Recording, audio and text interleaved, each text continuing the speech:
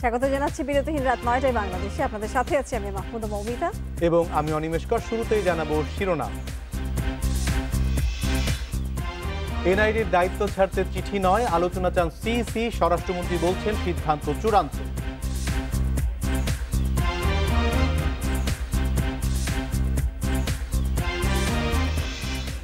Guard of অনারে থাকবেন নারী ইউএনওরা। সংসদীয় কমিটির সুপারিশ আমলে নিচ্ছেন না মন্ত্রী।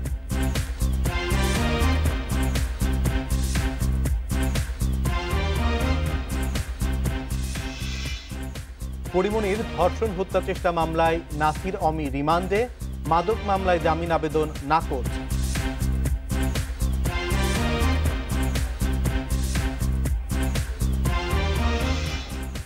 করোনায় আরো 85 মৃত্যু, আক্রান্ত ৫,৭৮৭ জন, শনাক্তের হার 20.27।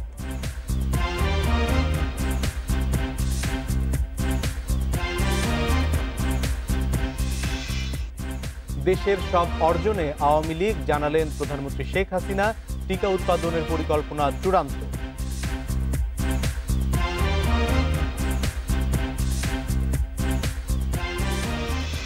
শুনছিলেন শিরোনাম, এবার জানাবো পুরো খবর। এক চিঠিতেই এনআইডি নিয়ন্ত্রণ ছাড়তে রাজি নন প্রধান নির্বাচন কমিশনার। বসতে হবে আলোচনায়। আর স্বরাষ্ট্রমন্ত্রী বলছেন দায়িত্ব দেয়া হয়েছে যথাস্থানেই, এতে সমন্বয়হীনতার কোনো সুযোগ নেই। রাজধানীতে দুটি আলাদা অনুষ্ঠানে পাল্টাপাল্টি বক্তব্য দেন দুজন। ২০০৭ সাল থেকে ছবিসহ ভোটার তালিকা ও এনআইডি দিয়ে আসছে নির্বাচন কমিশন, কিন্তু এখন এনআইডির নিয়ন্ত্রণ যাচ্ছে স্বরাষ্ট্র মন্ত্রণালয়ের সুরক্ষা সেবা বিভাগে। কিন্তু সহজে ছাড়ছেন না প্রধান নির্বাচন কমিশনার। তিনি বলেন সরকার চাইলেই হবে না, এ নিয়ে বসতে হবে আলোচনায়। তবে স্বরাষ্ট্রমন্ত্রী সাফ জানালেন সিদ্ধান্ত চূড়ান্ত। সরকারের যে সিদ্ধান্ত এবং সরকারের যে কী যুক্তিতে তারা চায় সেটা তাদেরও যুক্তি আছে। আমরা কি যুক্তিতে আমাদের কাছে থাকা উচিত সেটা আমরা প্রস্তুত আছি। এগুলো নিয়ে ডায়ালগ হবে। এভাবে তো হয় না, আলোচনা করতে হবে কীভাবে নিবে না নিবে, অবশ্যই সেটা একটা আলোচনা হবে। এটা তো স্বাভাবিক, আপনারা বুঝতে পারেন যে একবারে এটা তো টেবিল চেয়ার না যে উঠে নিয়ে গেলাম। মানে স্যার একটা চিঠির মাধ্যমে এটা নিয়ে যাওয়া যাবে না, ডায়ালগে বসতে হবে অবশ্যই। যে কমিশন চায় যে এটা আমাদের কাছে থাকুক, এটা আমরা চাই। এনআইডিটা হলো একদম জিরো থেকে আরম্ভ করে বা তার জীবনের শেষ অবধি এনআইডিটা তাকে বহন করতে হয়। এনআইডিটা হলো মূল, সে যে বাঙালি, সে বাংলাদেশের মানুষ, কিন্তু সে ভোটার কিনা সেটা হলো 18 বছরের পরে সে ভোটার হয়। কাজে এটা সঙ্গত কারণেই এটা যথাস্থানেই সরকার কর্তৃক নির্দেশনা দিয়েছে, যথাস্থানে আসা। সিইসির আশঙ্কা সরকারের এই সিদ্ধান্তে সংকট বাড়বে। তবে এই অভিযোগ মানছেন না স্বরাষ্ট্রমন্ত্রী। ইলেকশন কমিশন সাধারণত তারা ভোটার লিস্ট তৈরি করে, সেই ভোটার লিস্ট তৈরি করার যত ধরনের সহযোগিতা এই এনআইডি থেকে পাওয়ার, সেগুলি তারা পাবেন। এটা সিস্টেমই তাই থাকবে। কাজেই সমন্বয়হীনতা কোনো প্রশ্ন আসে না। চলে গেলে নির্বাচনের ক্ষেত্রে সমন্বয়ের কোনো বা আপনাদের কার্যক্রম পরিচালনায় কোনো ব্যাঘাত হতে পারে? আমাদের অসুবিধা হবে, হয়তো সেটা অসুবিধা হবে। ইনিশিয়ালি কিছুটা ডিজিলোকেশন হয়তো আমাদের হবে। এনআইডির দায়িত্ব বদলের সিদ্ধান্ত মেনে নিতে পারেননি নির্বাচন বিশ্লেষকরা। Mahmudul Hasan, independent news, Dhaka. বীর মুক্তিযোদ্ধাদের মৃত্যুর পর গার্ড অব অনারে নারী ইউএনওকে বাদ দেওয়ার সুপারিশ আমলে নেবে না মন্ত্রণালয়। মুক্তিযোদ্ধা মন্ত্রী জানিয়েছেন এই ধরনের প্রস্তাবে তিনি এবং তার সরকার বিব্রত। দুপুরে নিজ মন্ত্রণালয়ে দেওয়া সাক্ষাৎকারে মন্ত্রী এসব কথা বলেছেন। মৃত্যুর পর গার্ড অফ অনার দেওয়া হয় বীর মুক্তিযোদ্ধাদের। উপজেলায় এ দায়িত্ব পালন করেন ইউএনও। সম্প্রতি নারী ইউএনওদের দিয়ে গার্ড অফ অনারে আপত্তি জানায় মুক্তিযোদ্ধা মন্ত্রণালয় সম্পর্কিত সংসদীয় কমিটি। এ নিয়ে সমালোচনা হয় নানা মহলে, উত্তাপ ছড়ায় সংসদেও। সরকার ও বিরোধী দলের সংসদ সদস্যরা এর বিরোধিতা করেন। যদি আমাদের মুক্তিযুদ্ধের পক্ষের শক্তির পক্ষ থেকে আসে। মুক্তিযোদ্ধা মন্ত্রী জানান সংসদীয় কমিটির এই সুপারিশ এখন মন্ত্রণালয়ে পৌঁছয়নি, আর এলেও তা আমলে নেওয়া হবে না, কারণ প্রস্তাবটি সংবিধানের সঙ্গে সাংঘর্ষিক। সর্বোচ্চ কর্মকর্তা যিনি উপজেলার এবং ম্যাজিস্ট্রেট, তিনি গার্ড অফ অনারটা দিবেন। এটা মুক্তিযোদ্ধার জন্য সম্মানের। তো সে নারী না পুরুষ সেটা হিসাবে তো তিনি দেন না, তিনি দেন পদমর্যাদার ব্যাপারে। তাই এটা আমাদের সংবিধানের সাথে সাংঘর্ষিক, কাজে এটা তো গ্রহণ করার কোনো সুযোগ নেই। তিনি বলেন, যে দেশে প্রধানমন্ত্রী, স্পিকার, বিরোধী দলীয় নেতা নারী, সেখানে এ ধরনের সুপারিশ অযৌক্তিক। নিঃসন্দেহে তো এটা আমাদের জন্য বিব্রতকর। অনস্বীকার্য। এটা তো খুবই বিব্রত করেছে আমাকে না আমাদের সবাইকেই। আমাদের প্রায় 100-র মতো ইউনো নারী আছেন, 500-র মধ্যে 100-র উপরে হবে। জেলা প্রশাসকরা নারী আছেন, সচিবরা নারী আছে। আমাদের তো নারী বিবর্জিত গভর্নমেন্ট চলবে এরকম। এছাড়া মুক্তিযোদ্ধাদের গার্ড অফ অনার দিনের বেলায় দেওয়ার সুপারিশও গ্রহণযোগ্য নয় বলে জানান মুক্তিযোদ্ধা মন্ত্রী। নাফিজুল্লাহ, ইন্ডিপেন্ডেন্ট নিউজ, ঢাকা। পরিমনির করা ধর্ষণ হত্যা চেষ্টা মামলায় 5 দিনের রিমান্ডে নাসির মাহমুদ ও তুহিন সিদ্দিকী অমি। বুধবার ঢাকা মহানগর দায়রা জজ আদালতে এই মামলায় তাদের গ্রেপ্তার দেখিয়ে রিমান্ড আবেদন করে সাভার থানা পুলিশ। আর মাদক মামলায় খারিজ হয়েছে আসামিদের জামিন আবেদন।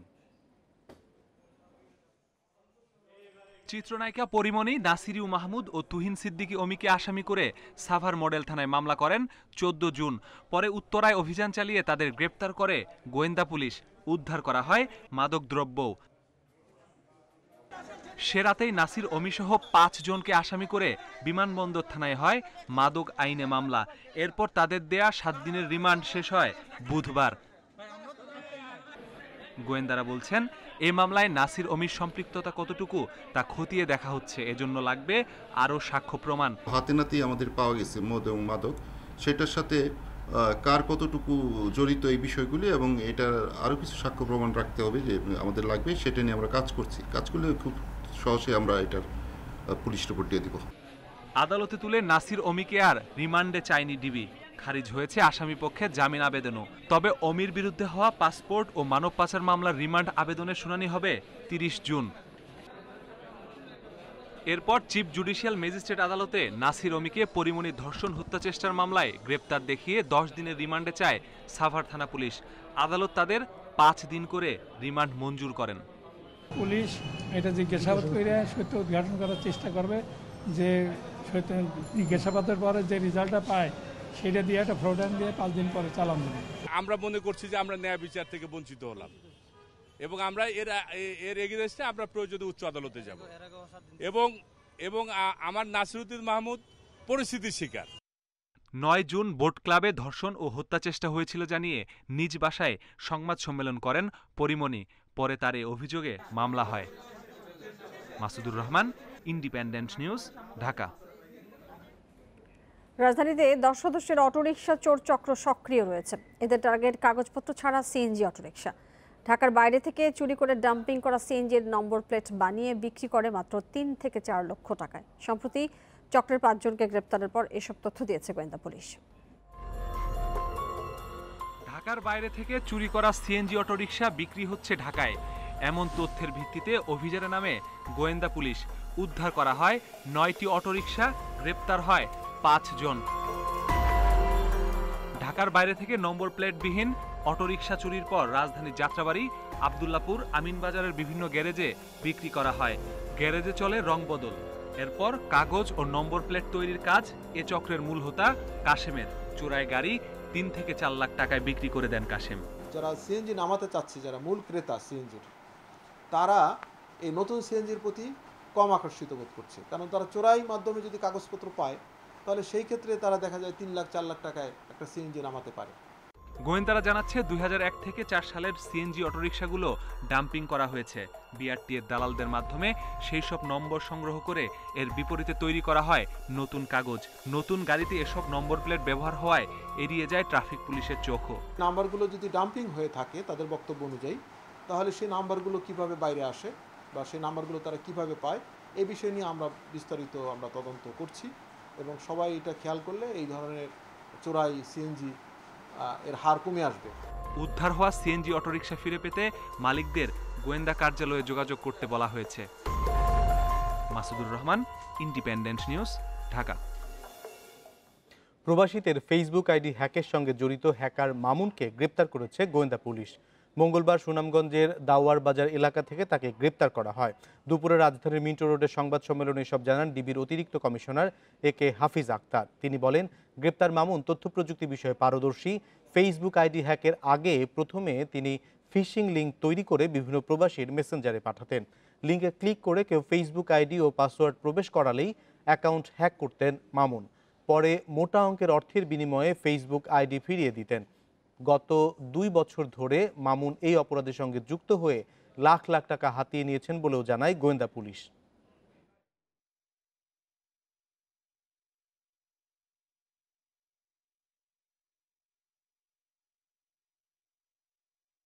প্রবাসী যে ব্যক্তির আইডিটা হ্যাক করতো, তার যে ফ্রেন্ড সার্কেলটা ছিল ফেসবুকে, তাদের নিকট আবার সে ওই আইডিটি ব্যবহার করে একই ধরনের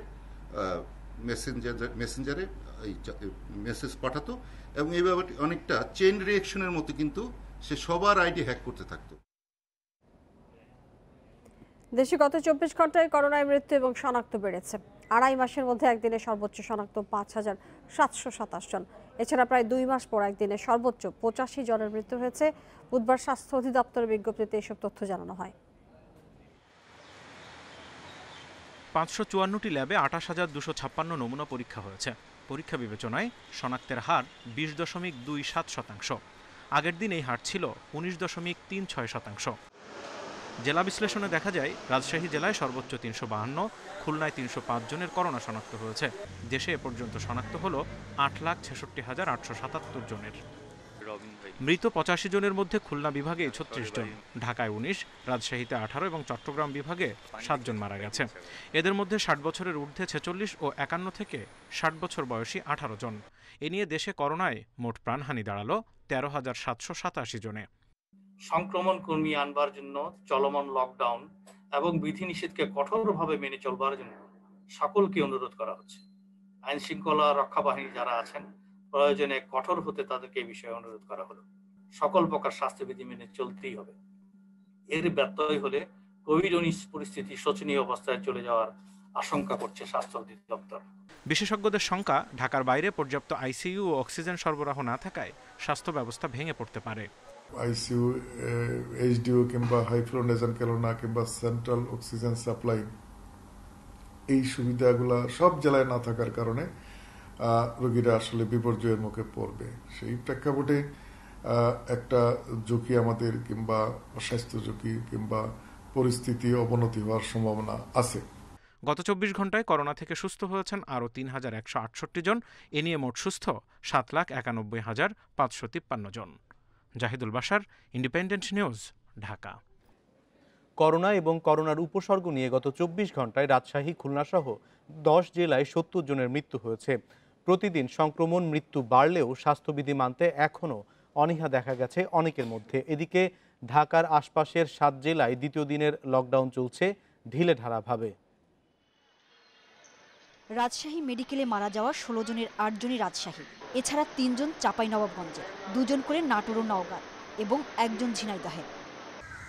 খুলনার বিভিন্ন হাসপাতালে মারা গেছে আরও 13 জন। যশোরে 8 এবং ঝিনাইদহের হাসপাতালেও বাড়িতে করোনায় মৃত্যু হয়েছে 8 জনের। এছাড়া চুয়াডাঙ্গা ও কুষ্টিয়ায় মারা গেছে 5 জন করে। মেহেরপুরে 2, সাতক্ষীরায় মারা গেছে 8 জন। এদিকে বগুড়ার বিভিন্ন হাসপাতালে মারা গেছে 4 করোনা রোগী। আমরা যখন হাতে পাচ্ছি পেশেন্টগুলো হসপিটালাইজড হচ্ছে, তখন অলরেডিতে দেখা যাচ্ছে তার 50%, মোর দ্যান 50%, 60-70% পর্যন্ত লাং ইনভলভমেন্ট হয়ে যাচ্ছে। তো এই স্টেজে যখন একটা পেশেন্ট আসতেছে, তখন আসলে আমাদের হাতে অপশন খুব কম থাকে। আর চুয়াডাঙ্গায় 69 জনের নমুনা পরীক্ষায় আক্রান্ত 64 জন, যা 92.75%। উদ্বেগজনকভাবে সংক্রমণ বেড়েছে বাগেরহাটে। গত 24 ঘন্টায় সেখানে সংক্রমণের হার 45%। গাজীপুরে যানবাহন সংকটে দুর্ভোগে পড়েছেন গার্মেন্টস শ্রমিক ও বিভিন্ন শ্রেণী পেশার মানুষ। গণপরিবহন বন্ধ থাকায় ভেঙে ভেঙে ঢাকায় যাচ্ছেন কর্মজীবীরা। সকালবেলা রওনা দিলাম আব্দুল্লাপুর থেকে, আমার এখানে ভাড়া হলো 30 টাকা ভাড়া, আমার 300 টাকা দিয়ে আজকে ভাড়া দিয়ে আসতে হয়েছে। প্রথম দিনে ঢাকা-রিচা মহাসড়কের বিভিন্ন পয়েন্টে যাত্রীবাহী যানবাহন ও সাধারণ মানুষের চলাচল নিয়ন্ত্রণে পুলিশের তৎপরতা থাকলেও আজ একেবারেই নেই। মুন্সিগঞ্জের বিভিন্ন জায়গায় খোলা রয়েছে ব্যবসা প্রতিষ্ঠান ও শপিং মল। সমস্ত ব্যাংকে জুনকুলিং চলতেছে এবং এর মধ্যে আমাদের অফিসে না যাওয়ার কোনো উপায় নাই। গত 24 ঘন্টায় গোপালগঞ্জে করোনায় মারা গেছে 1 জন। মাদারীপুর, গোপালগঞ্জে সর্বাত্মক লকডাউন দেওয়া হলেও মানছে না অনেকেই। শহরে আসতে পারতাছি না, কাজ করতে পারতাছি না, সকালবেলায় এসে ফিরে গেছি। করোনার সংক্রমণ ও মৃত্যু বাড়ায় দিনাজপুর, নাটোর, টাঙ্গাইল, ফরিদপুরের বিভিন্ন জায়গায় লকডাউন চলছে। জেলা জুড়ে লকডাউন চলছে খুলনা ও যশোরে। সোহেলি জাহান, ইন্ডিপেন্ডেন্ট নিউজ ডেস্ক। ঢিলেঢালা লকডাউন চলছে শিল্পনগরী নারায়ণগঞ্জে। অফিস কলকারখানা খোলা থাকায় রাস্তায় রয়েছে মানুষের ভিড়। গাড়ির চাপ। সব জায়গায় উপেক্ষিত হচ্ছে স্বাস্থ্যবিধিও। করোনা থেকে সুরক্ষায় ঢাকায় চলাচল সীমিত করা হলেও নানা প্রয়োজনে নারায়ণগঞ্জ থেকে ঢাকায় যাচ্ছেন মানুষ। গণপরিবহন বন্ধ থাকায় কয়েক গুণ বাড়তি ভাড়া গুনতে হচ্ছে বলে অভিযোগ করছেন তারা। নারায়ণগঞ্জের সাইনবোর্ড বাস স্টপে বাসে উঠতে হুড়োহুড়ির এই চিত্র দেখে বোঝার উপায় নেই দ্বিতীয় দিনের লকডাউন চলছে। ঢাকার কর্মস্থলে যেতে মানুষের উপচে পড়া ভিড় এখানে। যেহেতু অফিস আদালত খোলা, সেহেতু এই ব্যাপার এটা চিন্তা মাথায় রেখে লকডাউনের ইয়াটা করা দরকার। কখনো হেঁটে যেতে হয়, কখনো আবার যদি রিক্সা পাই রিক্সায় যেতে হয়। যারা ঢাকা যাতায়াত করতেছি, বাস বন্ধ, খুব অসুবিধা হচ্ছে। কলকারখানা খোলা থাকায় রাস্তায় বের হয়েছে কর্মজীবী মানুষ। গণপরিবহন কম থাকায় বিকল্প বাহনে বাড়তি ভাড়া গুনতে হচ্ছে তাদের। সাইনবোর্ডের ভাড়া ছিল আপনার 5 টাকা, এখন সেটা 15 টাকা দিতে হচ্ছে। আমার আরো ডাবলের থেকেও ডাবল দিতে হচ্ছে। বৃষ্টি আবার 100 টাকা দিয়া হাফ ডাউন করতে 200 টাকায়, তাহলে ঘর সংসারে কি করবো?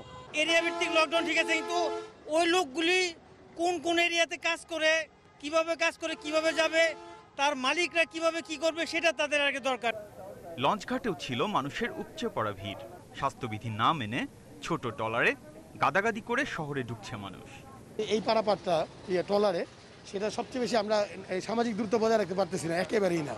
কিছু সময় দেরি হয়ে গেলে মালিকের কাছ থেকে বকাবকি শুনতে হয়। বাইরে বের হওয়া অধিকাংশই মানছেন না স্বাস্থ্যবিধি। সঠিক নিয়মে মাস্ক পরছেন না অনেকেই, মানছেন না শারীরিক দূরত্ব। বিধিনিষেধ এবং লকডাউন কর্মসূচিতে যেটুকু চলছে সেটুকুতে আসলে সংক্রমণ থামছে না, এবং দুঃখজনক সত্য জনসাধারণও এই স্বাস্থ্যবিধি মানছে না। যদি স্বাস্থ্যবিধি না মানে সংক্রমণ ব্যাধি আইনের মাধ্যমে আইন প্রয়োগকারী সংস্থা আসলে আইনের প্রয়োগে যাওয়া উচিত। রাজধানী ঢাকাকে করোনা থেকে সুরক্ষিত রাখতে মানিকগঞ্জ, নারায়ণগঞ্জ সহ 7 জেলায় 7 দিনের লকডাউন ঘোষণা করা হয়। Biprajit Chanda, independent news, Dhaka. দেশে করোনা টিকা উৎপাদনের সব পরিকল্পনা নেওয়া হয়েছে বলে জানিয়েছেন প্রধানমন্ত্রী শেখ হাসিনা। টিকা উৎপাদনে যা যা দরকার সবকিছুই করা হবে। সন্ধ্যায় আওয়ামী লীগের ৭২তম প্রতিষ্ঠাবার্ষিকীর আলোচনায় এসব কথা বলেন তিনি। প্রধানমন্ত্রী বলেন, সবাইকে করোনার টিকা দেয়া হবে। ভ্যাকসিন উৎপাদনে নিজস্ব ফার্মাসিউটিক্যাল ও ইনস্টিটিউটও করা হবে। করোনায় নানা সংকট থাকলেও দক্ষিণ এশিয়ার মধ্যে বাংলাদেশই ভালো অবস্থানে রয়েছে বলে জানান প্রধানমন্ত্রী। আওয়ামী লীগ ক্ষমতায় থাকলে দেশের উন্নয়ন হবে। দেশের সব অর্জনই এসেছে আওয়ামী লীগের হাত ধরে। মুজিব বর্ষে বাংলাদেশের একটি মানুষও গৃহহীন থাকবে না জানিয়ে শেখ হাসিনা বলেন, এরই মধ্যে 4 লাখের বেশি ঘর দেয়া হয়েছে। তাদের লক্ষ্য একটা আওয়ামী লীগকে শেষ করা। আবার যখন এমার্জেন্সি দেওয়া হলো, আমি বিরোধী দলে থাকা সত্ত্বেও আমরা এখন ভ্যাকসিন এর উপর যেন আমাদের গবেষণা হয়, আমাদের দেশে আমাদের কাজ করতে পারি এবং আমরা যেন নিজেরা ভ্যাকসিন তৈরি করতে পারি, তার জন্য আমাদের ফার্মাসিউটিক্যাল তৈরি করা দরকার। আমরা কিভাবে এখানে ভ্যাকসিন করব, তার উপর আমরা ইনস্টিটিউট তৈরি করব এবং এর উপর আমরা গবেষণা করে ইনস্টিটিউট তৈরি করে আমরাও যেন ভবিষ্যতে ভ্যাকসিন তৈরি করতে পারি, তার জন্য যা যা দরকার আমরা সে ব্যবস্থা নেব। সেই ধরনের পরিকল্পনা আমরা নিয়েছি। এর আগে আওয়ামী লীগের প্রতিষ্ঠাবার্ষিকী উপলক্ষে ধানমন্ডি ৩২ নম্বরে সকালে বঙ্গবন্ধুর প্রতিকৃতিতে শ্রদ্ধা নিবেদন করেন প্রধানমন্ত্রী শেখ হাসিনা। পরে তিনি বঙ্গবন্ধু স্মৃতি জাদুঘরে ঘণ্টাখানেক অবস্থান করেন। সকাল 8:30টার দিকে ধানমন্ডি এলাকা থেকে গণভবনে ফিরে যান প্রধানমন্ত্রী।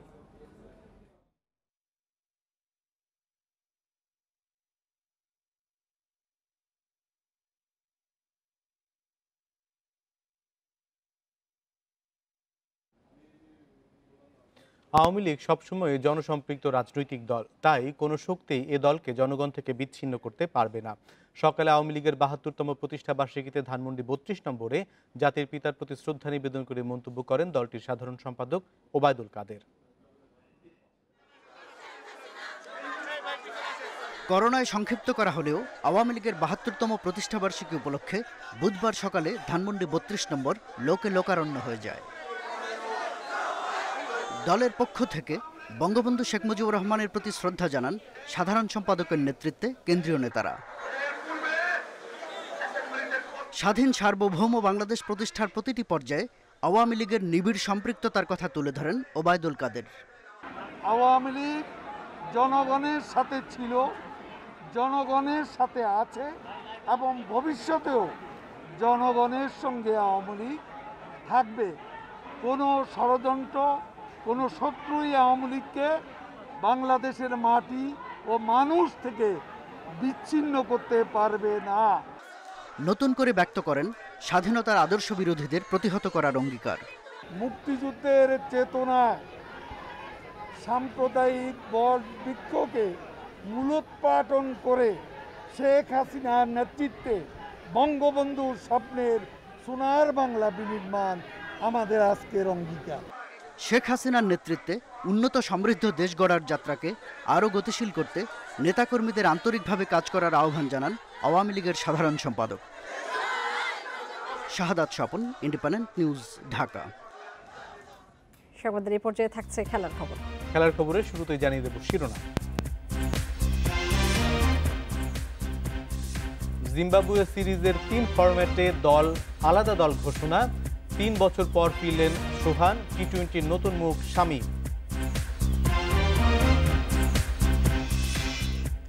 ইউরো চ্যাম্পিয়নশিপে রাতে জমবে ফ্রান্স পর্তুগালের লড়াই। কোপা আমেরিকায় সকালে কলম্বিয়ার মুখোমুখি ব্রাজিল।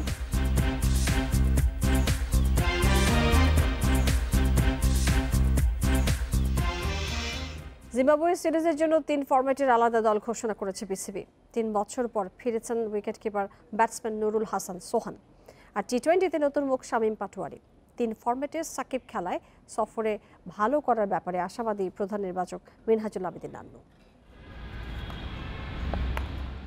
বিশ্বকাপে দলটা কেমন হবে দূরবীক্ষণে সেটা দেখে নেওয়ার সুযোগ জিম্বাবুয়ে সিরিজে।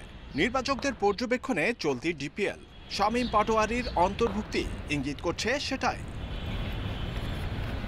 মুশফিকের চাওয়া মেনে জিম্বাবুয়ে সিরিজের টি-20তে ছুটি দেওয়া হয়েছে তাকে। সে প্রেক্ষিতে আরেকবার নির্বাচকদের সোহান স্মরণ। তবে অন্যবারের চেয়ে এবার পরিস্থিতি ভিন্ন। অন্য 2 ফরম্যাটেও খেলার ভালো সুযোগ আছে। যথেষ্ট হ্যাপি ছিল ওর স্কিল সেশনগুলিতে, প্র্যাকটিস সেশন যেগুলো করেছিল। তো আমরা যথেষ্ট সিলেকশন প্যানেলে যথেষ্ট স্যাটিসফাইড এবং ওর কারেন্ট পারফরমেন্স সব কিছু মিলে আমি চিন্তা করলাম যে ওকে অবশ্যই টিমের ইনক্লুশন দরকার আছে। 3 ফরম্যাটে সমান্তরালে খেলা চালিয়ে যাবার ব্যাপারে সাকিব তামিমের অনাগ্রহের কথা চাউর হলেও জিম্বাবুয়ে সফরের সব দলে আছেন অপরিহার্য এই দুজন। সঙ্গে লিটন, তাসকিন, সোহান আর শরীফুলও আছেন 3 ফরম্যাটে। আর সাদা বলের দলে মুশফিক, মুস্তাফিজ, মাহমুদুল্লাহ, মিরাজ, তাইজুল, আফিফ ও সাইফুদ্দিন। টেস্টে ফিজকে বিশ্রামে রেখেছেন নির্বাচকেরা। তো সিরিজে আমরা 3টা ফরম্যাটে এটা পাচ্ছি যে সেরা খেলোয়াড়কে 3টা ফরম্যাটে পাচ্ছি, এটা আমাদের জন্য অবশ্যই একটা বিরাট প্লাস পয়েন্ট এবং আমরা আমাদের টিমও মোরালি অনেক বুস্ট আপ হবে। ইনশাল্লাহ আশা করি যে আমরা ওর থেকে অনেক অনেক অনেক বেটার পারফরমেন্স এবং টিমের পারফরমেন্সও ভালো হবে। আলোচিত চরিত্র মিঠুন এবার শুধু ওয়ানডেতে। একইভাবে টি-20তে সৌম্য আর শান্ত কেবল টেস্ট দলে। একদিনের কোয়ারেন্টাইন, তাই প্রথমে যাবে টেস্ট দল। ওয়ানডে টি-20র বাকি সদস্যরা যাবে কদিন পর। টিম ম্যানেজমেন্টের একটা রিকোয়ারমেন্ট ছিল লেফট আর্ম স্পিনার একটা এডিশনাল দেওয়ার। তো ওই জায়গায় চিন্তা করে একটা লেফট আর্ম স্পিনার তাইজুল ইসলামকে ইনক্লুড করা হয়েছে, যার কারণে সৌম্যকে আমরা ওখান থেকে অফ করেছি। জহিরুল ইসলাম, ইন্ডিপেন্ডেন্ট নিউজ, ঢাকা। মুশফিক, লিটন অপরিহার্য সদস্য, তাই নুরুল হাসান সোহান বরাবরই উপেক্ষিত। 3 বছর পর জাতীয় দলে ফিরে সুযোগ কাজে লাগানোর অপেক্ষায় এই কিপার ব্যাটসম্যান। অন্যদিকে টি-20 দলে শামীম পাটোয়ারের অন্তর্ভুক্তি চমক হিসেবে এসেছে। আর লেগ স্পিনার আমিনুল বিপ্লবের ফেরাটাও সময়ের দাবি মিটিয়েছে। অনেকের বিচারে দেশসেরা উইকেটকিপার হয়েও জাতীয় দলে জায়গা ধরে রাখতে না পারায় হতাশা ছিল নুরুল হাসান সোহানের। ব্যাটিং সামর্থ্যে বারবারই পিছিয়ে পড়েছেন মুশফিক, লিটনের চেয়ে। তবে তারা থাকতেই আবার 3 ফরম্যাটের দলে সোহানের ফেরা মনস্তাত্ত্বিক এক জয়। 2016 থেকে 18 এই 3 বছরে জাতীয় দলের জার্সিতে 3 টেস্ট, 2 ওয়ানডে ও 9 টি-20 খেলেছেন সোহান। 14 ম্যাচে 17 ডিসমিসালের মধ্যে 9টি ক্যাচ আর 8টি স্টাম্পিং। তবে ব্যাট হাতের টেস্টেই শুধু একটি 50। জিম্বাবুয়ে সফরে টি-20তে মুশফিকের অনুপস্থিতি আর লিটনের অফ ফর্ম মিলে সুযোগটা অবারিত হয়েছে। ঢাকা প্রিমিয়ার লিগের দুর্দান্ত পারফরম্যান্স মনে ধরেছে নির্বাচকদের। টি-20 ফরম্যাটের এবারের ডিপিএলে ব্যাট হাতে সেরা সময় সোহানের। 14 ম্যাচে প্রায় 152 স্ট্রাইক রেটে 346 রান শেখ জামাল অধিনায়কের। 3 বছর পর আসা সুযোগে কাজে লাগাতে সোহান এখন আরও পরিণত। অবশ্যই বাংলাদেশ টিমের হয়ে খেলা একটা অনেক বড় প্রাউডের ব্যাপার। আর আমার কাছে মনে হয় প্রতিটা প্লেয়ারেরই স্বপ্ন থাকে যে বাংলাদেশ টিমের হয়ে ভালো কিছু করা। টিম কম্বিনেশনের কারণে অনেক সময় অনেক রকম হয়, বাট সত্যিকার অর্থে সবসময় আশা থাকে যে বাংলাদেশ টিমের হয়ে ভালো খেলা এবং বাংলাদেশ টিমের হয়ে উইনিং কন্ট্রিবিউট করা। এদিকে টি-20 দলের নতুন মুখ শামীম পাটোয়ারি। ফিনিশার সংকট সমাধানে যুব বিশ্বকাপ জয়ী তরুণে আস্থা নির্বাচকদের। ডিপিএলে প্রায় 150 স্ট্রাইক রেটে টি-20-র আবেদন মিটিয়েছেন শামীম। ছোট্ট একটা বিরতির পর টি-20-তে আবার ফিরেছেন লেগ স্পিনার আমিনুল বিপ্লব। জাতীয় দলের হয়ে 7 ম্যাচে 10 উইকেট তার। গেল বছর সবশেষ ম্যাচ খেলেছেন জিম্বাবুয়ের বিপক্ষে। এবার অ্যাওয়ে সিরিজে চেনা প্রতিপক্ষের বিপক্ষে সুযোগ পেয়েছেন Biplob. Mohammad Nazim, independent news. World test championship ফাইনালের রিজার্ভ ডেতে ফলাফল আসার সম্ভাবনা জোরালো, যেখানে জয়ের জন্য অন্তত 53 ওভারে নিউজিল্যান্ডের দরকার 139 রান। এখনও পর্যন্ত সংগ্রহ 1 উইকেটে 42 রান। পঞ্চম দিন শেষে 2 উইকেটে 64 রান ছিল ভারতের। আজ সেখান থেকে শুরু করে বেশি দূর এগুতে পারেনি টিম ইন্ডিয়া। সব মিলিয়ে টিকেছে 73 ওভার। সাউদি বোল্ড জেমিসনের বিধ্বংসী বোলিংয়ে 170 রানে গুটিয়ে যায় কোহলির দল। সর্বোচ্চ 41 রান করেন ঋষভ পান্ত। পূজারা, কোহলি, রাহানে অল্পতেই আউট হয়েছেন। সাউদি নেন 4 উইকেট, বোল্টের শিকার 3টি। এর আগে বৃষ্টির কারণে খেলা হয়নি 2 দিন, তাই ম্যাচ গড়ায় নির্ধারিত রিজার্ভ ডেতে।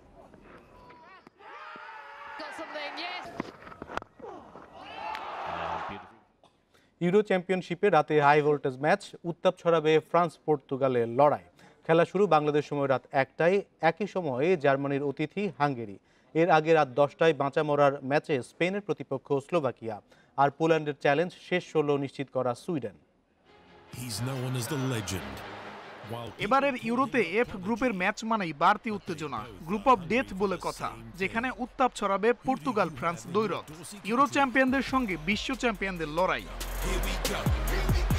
এরই মধ্যে নকআউটে পৌঁছে গেছে ফ্রান্স, তবে সবশেষ ম্যাচে হাঙ্গেরির বিপক্ষে ড্রতে অস্বস্তি বেড়েছে দেশমের দলের। পর্তুগালকে হারিয়ে গ্রুপ চ্যাম্পিয়ন হওয়ার সুযোগ ফ্রান্সের সামনে, সেক্ষেত্রে পয়েন্ট হারাতে হবে জার্মানির। বড় কোনো ইনজুরি সমস্যা নেই দেশমের দলে।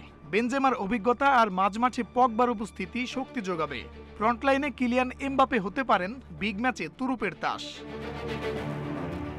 অন্যদিকে জার্মানির বিপক্ষে হেরে অনেকটা ব্যাকফুটে সান্তোসের দল। তবে ফ্রান্সের বিপক্ষে ড্র করলেই শেষ 16 টিকিট পাবে সেলেকাওরা। ন্যূনতম ব্যবধানে হারলেও সম্ভাবনা টিকে থাকবে। সেক্ষেত্রে হাঙ্গেরির বিপক্ষে হার এড়াতে হবে জার্মানিকে। দুই দলের পরিসংখ্যানে পিছিয়ে পর্তুগাল। মুখোমুখি 27 লড়াইয়ে ফ্রান্সের জয় 19 ম্যাচে, আর পর্তুগালের সাফল্য 6টি। বাকি 2 ম্যাচ ছিল অমীমাংসিত। এদিকে গ্রুপ পর্বের শেষ দিনে মাঠে গড়াচ্ছে ই গ্রুপের রোমাঞ্চকর লড়াই। 4 দলেরই আছে নকআউট পর্বে ওঠার সুযোগ, আবার 3 দলের আছে ছিটকে পড়ার শঙ্কা। স্পেনকে দিতে হবে স্লোভাকিয়ার পরীক্ষা, আর পোল্যান্ডের সামনে সুইডেন। মঞ্জুর আলম, ইন্ডিপেন্ডেন্ট নিউজ। কোপা আমেরিকায় ফর্মের তুঙ্গে থাকা ব্রাজিলের সামনে এবার কলম্বিয়া। টানা 3য় জয় দিয়ে শেষ 8-এ ওঠাই চ্যাম্পিয়নদের লক্ষ্য। অন্যদিকে কলম্বিয়ার জন্য এটি do or die match. Match শুরু কাল ভোর 6টায়। এর আগে রাত 3টায় ইকুয়েডর খেলবে পেরুর বিপক্ষে। উড়ন্ত ফর্মে ব্রাজিল টানা 9 ম্যাচ জিতেছে। কোপা আমেরিকায় শ্রেষ্ঠত্বের মিশনে এগুচ্ছে ফেভারিটের মতো। 2 ম্যাচে প্রতিপক্ষের জালে দিয়েছে 7 গোল। সেই ধারাবাহিকতায় শেষ 8 নিশ্চিতে নামবে স্বাগতিকরা। প্রতিপক্ষ কলম্বিয়া। হেড টু হেডে 5 ম্যাচে 2 জয়, ড্রয়ের সাথে 1 হার ব্রাজিলের। সব মিলিয়ে 32 মুখোমুখিতে 19টি জিতেছে সেলেসাওরা। বিপরীতে কলম্বিয়ার সাফল্য 3 বার। ব্রাজিল স্কোয়াডের গভীরতা ব্যাপক। এ কারণে ঘুরিয়ে ফিরিয়ে খেলানোর বিলাসিতা করতেই পারেন তিতে। প্রতি বিভাগে আছে পরীক্ষিত সৈনিক, তারপরও আলো নেইমারের দিকে। 2 গোলের সাথে অ্যাসিস্টে সেলেসাও নাম্বার 10 আছেন স্বরূপে। প্রতিপক্ষ হিসেবে কলম্বিয়া বিপজ্জনক। তাদের সঙ্গে আমাদের ম্যাচ সবসময় কঠিন হয়। আমি ফুটবলারদের বলেছি মাঠে সতর্ক থাকতে। জয় দিয়ে শেষ 8 নিশ্চিত লক্ষ্য থাকবে আমাদের।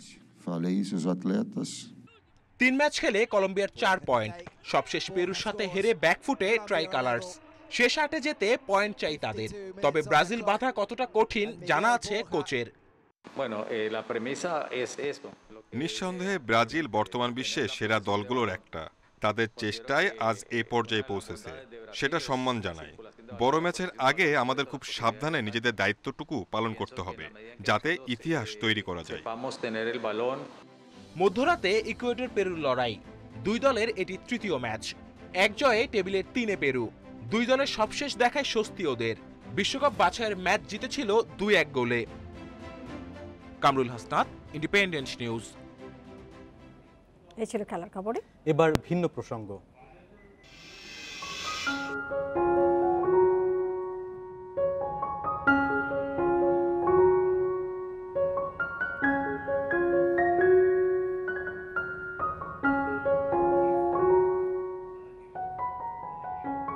অস্ট্রেলিয়ায় সাঁতার কাটিয়ে ভিন্ন পদ্ধতির এক চিকিৎসা দেয়া হচ্ছে অটিস্টিক ও শারীরিক প্রতিবন্ধিতার শিকার ব্যক্তিদের।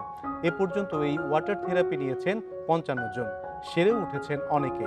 গবেষণা বলছে এতে শুধু শারীরিক নয়, মানসিক ও যোগাযোগ স্থাপনের ক্ষেত্রেও আসছে বড় পরিবর্তন। এ নিয়ে প্রতিবেদন থাকছে সংবাদের পরের অংশে। অনেক চ্যালেঞ্জ থাকলেও দেশের সামষ্টিক অর্থনীতির গতি ঊর্ধ্বমুখী বলে দাবি করেছেন অর্থমন্ত্রী আ.হ.ম মুস্তফা কামাল। শিগগিরই রিজার্ভের পরিমাণ $46 বিলিয়ন ছাড়িয়ে যাবে বলেও আশা করেন তিনি। বুধবার ক্রয় কমিটির সভা শেষে সাংবাদিকদের অর্থমন্ত্রী এসব কথা বলেন। এ সময় মন্ত্রী বলেন, চ্যালেঞ্জগুলোকে সুযোগ হিসেবে চিন্তা করায় দেশের অর্থনীতি এশিয়ার মধ্যে সবচেয়ে ভালো অবস্থানে আছে। করোনা ভাইরাসের প্রভাবে বিশ্বের অনেক দেশ অর্থনৈতিকভাবে বিপর্যস্ত হয়ে পড়েছে। তবে মহামারীর মধ্যেও শক্তিশালী অবস্থানে দেশের বৈদেশিক মুদ্রার রিজার্ভ। কেন্দ্রীয় ব্যাংকের তথ্য মতে দেশের রিজার্ভ এখন $45 বিলিয়ন পৌঁছেছে। সরকারি ক্রয় কমিটির সভা শেষে অর্থমন্ত্রী জানালেন, অর্থবছর শেষের দিকে অর্থনীতির অনেক সূচকই অনেক ভালো অবস্থানে। ঊর্ধ্বমুখী রেমিটেন্স, রপ্তানি আয় লক্ষ্যের কাছাকাছি। খুব দ্রুত রিজার্ভের নতুন রেকর্ড হবে। রেভিনিউ অর্জন আমাদের অলমোস্ট এখন 17% গ্রোথ, স্বাভাবিক সময়ের তুলনায় 17% আমাদের গ্রোথ। আমাদের এক্সপোর্টও গ্রোথ আছে অলমোস্ট 14%।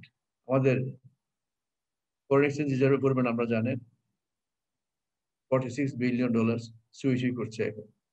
অলমোস্ট এই মাসে $46 বিলিয়ন হয়ে যাবে। দেশে খাদ্যপণ্যের দাম এবং মজুত স্থিতিশীল রাখতে ক্রয়ের অনুমোদনের সময় 3 বছর বাড়িয়েছে অর্থনৈতিক বিষয় সংক্রান্ত মন্ত্রিসভা। জরুরি প্রয়োজনে খাদ্যপণ্য আমদানি প্রক্রিয়া সহজ করতেই এই সিদ্ধান্ত, জানালেন মন্ত্রণালয়ের অতিরিক্ত সচিব। Trading corporation of Bangladesh TCB কর্তৃক রাষ্ট্রীয় জরুরি প্রয়োজনে নিত্য প্রয়োজনীয় পণ্য সামগ্রী আমদানি স্থানীয়ভাবে ক্রয়ের ক্ষেত্রে 3 বছরের জন্য সংগ্রহের মেয়াদ বৃদ্ধির বিষয় এটাও এই কমিটি অনুমোদন দিয়েছে। এছাড়া জঙ্গিবাদ ও সন্ত্রাস দমনে র্যাবকে আরও শক্তিশালী করার পদক্ষেপ নিচ্ছে সরকার। এর অংশ হিসেবে কারিগরি ও প্রযুক্তিগত সক্ষমতা বাড়াতে আধুনিক প্রযুক্তি ও যন্ত্র কেনার উদ্যোগ নেওয়া হয়েছে। সব মিলিয়ে ক্রয় কমিটিতে 1039 কোটি টাকার 16টি প্রস্তাব অনুমোদন করা হয়েছে। ইফাতারা, ইন্ডিপেন্ডেন্ট নিউজ। রপ্তানি বাড়াতে তৈরি পোশাক শিল্পের মতো অন্যান্য খাতেও নীতি সহায়তায় জোর দিয়েছেন প্রধানমন্ত্রীর বেসরকারি শিল্প এবং বিনিয়োগ উপদেষ্টা সালমান এফ রহমান। পাশাপাশি বেসরকারি খাতের অর্থায়নের জন্য শক্তিশালী বন্ড বাজার চালুর উদ্যোগ নেওয়া হয়েছে বলে জানিয়েছেন তিনি। বেসরকারি খাতের টেকসই উন্নয়ন নিয়ে বুধবার ইন্টারন্যাশনাল ফাইন্যান্স কর্পোরেশন IFCর অনলাইন সভায় এসব কথা বলেছেন সালমান এফ রহমান। করোনা মহামারীর কারণে গেল বছরের মাঝামাঝি বড় ধস নামে রপ্তানি আয়ে। তবে অবস্থার কিছুটা উন্নতি হওয়ায় এই বছরের মে মাসে রপ্তানি আয় হয়েছে $3 বিলিয়ন। জুলাই থেকে মে পর্যন্ত সার্বিক রপ্তানি $35.18 বিলিয়ন পণ্য, যেখানে $28 বিলিয়ন এসেছে তৈরি পোশাক খাত থেকে। বুধবার বেসরকারি খাত নিয়ে ইন্টারন্যাশনাল ফাইন্যান্স কর্পোরেশনের এক অনলাইন সভায় জানানো হয়, বর্তমানে দেশের রপ্তানি খাত কেবল তৈরি পোশাক শিল্পের উপর নির্ভরশীল। তাই রপ্তানিতে বৈচিত্র্য আনতে পোশাক শিল্পের মতো অন্যান্য খাতেও প্রয়োজনীয় ছাড় ও সুবিধা দেওয়ার তাগিদ দেন প্রধানমন্ত্রীর বেসরকারি শিল্প ও বিনিয়োগ উপদেষ্টা। বর্তমানে আমরা তৈরি পোশাক শিল্পের ওপর বেশি নির্ভরশীল, তবে দেশের সার্বিক অর্থনৈতিক উন্নয়নে রপ্তানির ঝুড়িতে আরও পণ্য যোগ করতে হবে। পোশাক শিল্পের মতো নীতি সহায়তা ও ছাড় অন্য খাতকেও দিতে হবে। আগে দেশের পুঁজিবাজার শুধু কোম্পানি নির্ভর ছিল, তবে বর্তমানে বন্ড বাজার চালুর উদ্যোগ নেওয়া হয়েছে, যা থেকে দীর্ঘমেয়াদী অর্থের যোগান পাবে প্রতিষ্ঠানগুলো। আমাদের ব্যাংকগুলো দীর্ঘমেয়াদী ঋণ দিতে স্বল্পমেয়াদী আমানত ব্যবহার করছে। দেশের পুঁজিবাজার আগে সম্পূর্ণ ইকুইটি নির্ভর ছিল, তবে নতুন কমিশনের মাধ্যমে আমরা দ্রুতই ভাইব্রেন্ট বন্ড মার্কেট পাব। বেসরকারি খাতের সার্বিক উন্নয়ন এবং রপ্তানি বাড়াতে শুল্ক ব্যবস্থার আধুনিকায়নের তাগিদ দেয় আইএফসি। তৈরি পোশাক খাত, চামড়া, জুতা শিল্প, ইলেকট্রনিক ও কৃষিজাত পণ্য উৎপাদনে আধুনিক প্রযুক্তির ব্যবহার বাড়াতে হবে, যেন বিশ্বে খাদ্য উৎপাদন বাড়ানোর পাশাপাশি রপ্তানিও বাড়ানো যায়। এছাড়াও উন্নয়নশীল দেশ হওয়ার পর প্রতিযোগিতায় টিকে থাকতে দেশীয় শিল্প কারখানায় সক্ষমতা বাড়ানোর পাশাপাশি রক্ষণশীলতা ছাড়া কার্যক্রম পরিচালনার তাগিদ দেওয়া হয় অনুষ্ঠানে। কপ্তিয়া মুমতাহানা, ইন্ডিপেন্ডেন্ট নিউজ, ঢাকা। বেসরকারি পর্যায়ে প্রথমবারের মতো সুকুক বন্ড ছাড়ার অনুমোদন পেয়েছে বেক্সিমকো লিমিটেড। 5 বছর মেয়াদী সুকুক বন্ড ছেড়ে 3,000 কোটি টাকা সংগ্রহ করবে প্রতিষ্ঠানটি। বুধবার পুঁজিবাজার নিয়ন্ত্রক সংস্থা বিএসইসির কমিশন সভায় সুকুক বন্ড ইস্যুতে শর্ত সাপেক্ষে অনুমোদন দেয়া হয়। বিএসইসির ওয়েবসাইটে এক বিজ্ঞপ্তির মাধ্যমে এই তথ্য জানায় সংস্থাটি। বিজ্ঞপ্তিতে বলা হয়, অ্যাসেট ব্যাকড গ্রিন সুকুক ইস্যুর মাধ্যমে বেক্সিমকো 3,000 কোটি টাকা সংগ্রহ করবে, যার মধ্যে 750 কোটি টাকা শেয়ার হোল্ডারদের থেকে, 1.5 কোটি টাকা বিনিয়োগকারীদের থেকে এবং বাকি 750 কোটি টাকা আইপিওর মাধ্যমে ইস্যু করা হবে। সুকুকের প্রতি ইউনিটের অভিহিত মূল্য হবে 100 টাকা। এর মাধ্যমে সংগ্রহ করা অর্থ বেক্সিমকোর দুটি সহযোগী প্রতিষ্ঠান তিস্তা ও করতোয়া সোলারে বিনিয়োগ করা হবে। বিএসইসির শর্তগুলোর মধ্যে রয়েছে বন্ডের অনুমোদন পাওয়ার 5 দিনের মধ্যে প্রস্তাবিত সুকুকের ট্রাস্টি নিবন্ধন সনদ ও বিএসইসি অনুমোদিত ট্রাস্ট ডিড সহ সাবস্ক্রিপশন চুক্তি জমা দিতে হবে।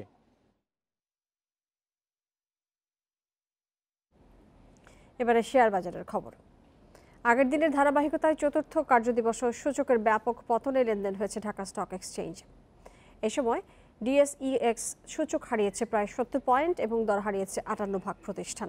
অপর বাজার চট্টগ্রাম স্টক এক্সচেঞ্জে সার্বিক সূচক কমলেও বেড়েছে লেনদেনের পরিমাণ। বুধবার ঢাকায় স্টক এক্সচেঞ্জে বড় উত্থান দিয়ে লেনদেন শুরু হলেও বেলা 1টার পর কমতে থাকে সূচক। লেনদেন শেষে ডিএসইএক্স কমেছে 69.89 পয়েন্ট, অবস্থান করছে 6035 পয়েন্টে। সূচক কমলেও শেয়ার বিক্রির চাপে বেড়েছে লেনদেনের পরিমাণ। আজ মোট হাতবদল হয়েছে 2030 কোটি 3 লাখ টাকা শেয়ার, যা আগের কার্যদিবস থেকে 12 কোটি টাকার বেশি। হাতবদলে অংশ নেওয়া 372টি কোম্পানি ও মিউচুয়াল ফান্ডের মধ্যে আজ দর বেড়েছে 133টির, কমেছে 217টির এবং অপরিবর্তিত 22টি প্রতিষ্ঠানের শেয়ার দর। দ্বিতীয় ন্যাশনাল ফিড মিল এবং তৃতীয় অবস্থানে ম্যাক্সন্স স্পিনিং। দর বৃদ্ধির শীর্ষে থাকা প্রতিষ্ঠানের তালিকায় প্রথম অবস্থানে উঠে এসেছে মুন্নু সিরামিক, দ্বিতীয় মনস্পুল পেপার এবং তৃতীয় মুন্নু ফেব্রিক। অন্যদিকে চট্টগ্রাম স্টক এক্সচেঞ্জে সার্বিক সূচক কমেছে 194.38 পয়েন্ট, লেনদেন হয়েছে 136 কোটি 36 লাখ টাকা share. Ishrat Suma, independent news, Dhaka. Corona ভাইরাসের টিকা কিনতে বাংলাদেশকে $94 কোটি ঋণ অনুমোদন দিয়েছে এশীয় উন্নয়ন ব্যাংক এডিবি। বাংলাদেশি মুদ্রায় এই ঋণের পরিমাণ 7,945 কোটি টাকা। এক সংবাদ বিজ্ঞপ্তিতে তথ্য জানায় সংস্থাটি। বিজ্ঞপ্তিতে বলা হয়, এই টাকায় বাংলাদেশ প্রায় 4 কোটি 47 লাখ ডোজ টিকা কিনতে পারবে। এর মাধ্যমে 2024 সালের মধ্যে 2 কোটির বেশি মানুষকে এই টিকা দেওয়া যাবে। উন্নয়নশীল দেশগুলোকে করোনা ভাইরাসের টিকা কিনতে সহযোগিতার জন্য গত ডিসেম্বরে $900 কোটি Asia Pacific vaccine access facility চালু করেছিল এডিবি। তার আওতায় এই অর্থ পাবে বাংলাদেশ। বিজ্ঞপ্তিতে বলা হয়, ঋণের অর্ধেক অর্থাৎ $47 কোটি জন্য বাংলাদেশকে 2% হারে সুদ দিতে হবে।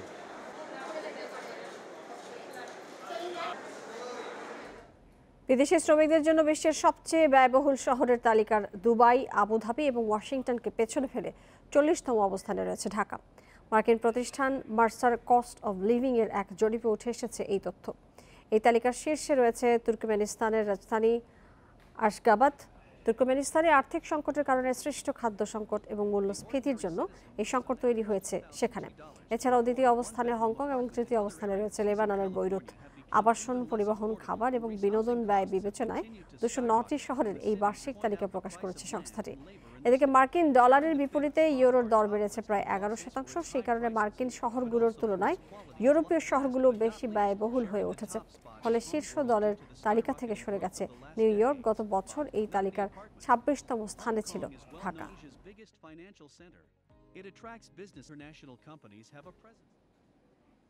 বিশ্বে 43টি দেশের 4 কোটি 10 লাখ মানুষ দুর্ভিক্ষের ঝুঁকিতে রয়েছে বলে জানিয়েছে জাতিসংঘের বিশ্ব খাদ্য কর্মসূচি WFP। করোনা মহামারীর প্রভাবে অর্থনৈতিক মন্দা ও খাদ্যপণ্যের দাম বৃদ্ধির কারণে এই পরিস্থিতি সৃষ্টি হয়েছে।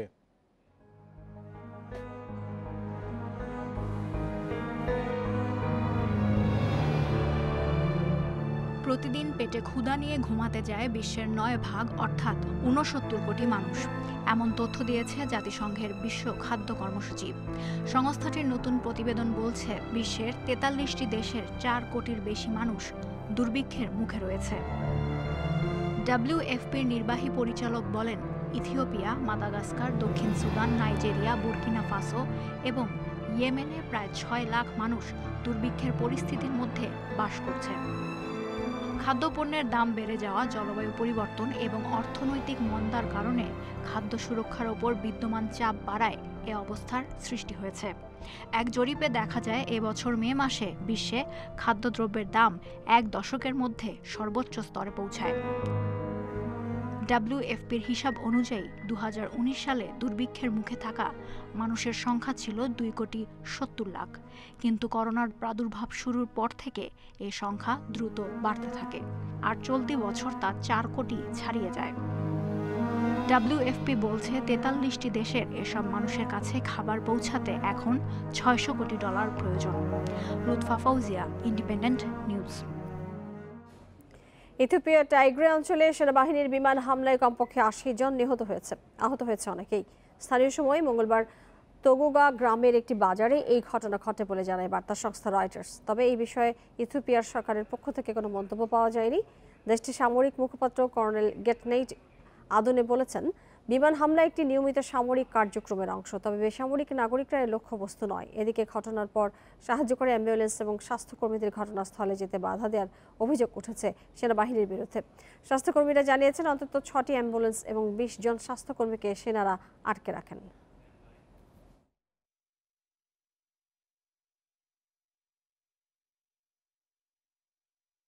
অস্ট্রেলিয়ায় পানির নিচে সাঁতার কাটিয়ে ভিন্ন ধরনের এক চিকিৎসা দেওয়া হচ্ছে অটিস্টিক ও শারীরিক প্রতিবন্ধী ব্যক্তিদের। এরই মধ্যে এ পদ্ধতি কার্যকর প্রমাণিত হয়েছে বলে দাবি গবেষকদের। অটিজমে আক্রান্ত 19 বছর বয়সী মিচ ল্যাঞ্জ মাসে 2 সপ্তাহ অ্যাডিলেড অ্যাকুয়াটিক সেন্টারে বিশেষ ওয়াটার থেরাপি নেন। 18 মাস ধরে এই থেরাপির ফলে মানসিক ও শারীরিকভাবে তার অনেকটাই উন্নতি হয়েছে। এছাড়া স্কুবা ডাইভিংয়ের সরঞ্জাম ব্যবহার করে শিখেছেন সাঁতার। এখন পর্যন্ত এই ওয়াটার থেরাপি নিচ্ছেন 55 জন। অ্যাডিলেড ভিত্তিক কোম্পানির এই চিকিৎসা পদ্ধতিটির নাম ডিটারমাইন্ড। শারীরিক প্রতিবন্ধী লোকজন এখানে চিকিৎসা নিতে আসেন। তাদের অনেকে সুস্থ হয়ে উঠেছেন। মিচের দারুণ কিছু পরিবর্তন লক্ষ্য করা যাচ্ছে। সে এখন নানা অনুভূতিও প্রকাশ করতে পারে। গবেষকরা খুঁজে বের করার চেষ্টা করছেন চিকিৎসা হিসেবে ওয়াটার থেরাপি কিভাবে কাজ করে। গবেষণায় দেখা গেছে এই থেরাপিতে শুধু শারীরিক নয়, মানসিক এবং যোগাযোগ স্থাপনের ক্ষেত্রেও আসছে পরিবর্তন। আপনি যখন একবার পানির মাস্ক পরে ডুব দিবেন, তখন আপনার যোগাযোগের ধরনটা হবে ইশারায়। আমাদের কাজ হলো ভিন্ন ভিন্ন যোগাযোগের পথ তৈরি করা। অস্ট্রেলিয়া জাতীয় প্রতিবন্ধী বীমা প্রকল্পের মাধ্যমে এই চিকিৎসার তহবিল সংগ্রহ করা হয়। এছাড়া দেশটিতে ওয়াটার থেরাপি বেশ জনপ্রিয় হচ্ছে, এমনকি বাইরের দেশ থেকেও সাড়া পাচ্ছেন তারা। Mushrifa Nuzhat, independent news. এই ছিল রাত 9টায় বাংলাদেশে আজকের আয়োজনে। আরো বিস্তারিত জানতে চোখ রাখুন ফেসবুক, ইউটিউব এবং টুইটারে। সাথে থাকার জন্য আপনাদের সবাইকে ধন্যবাদ জানাচ্ছি।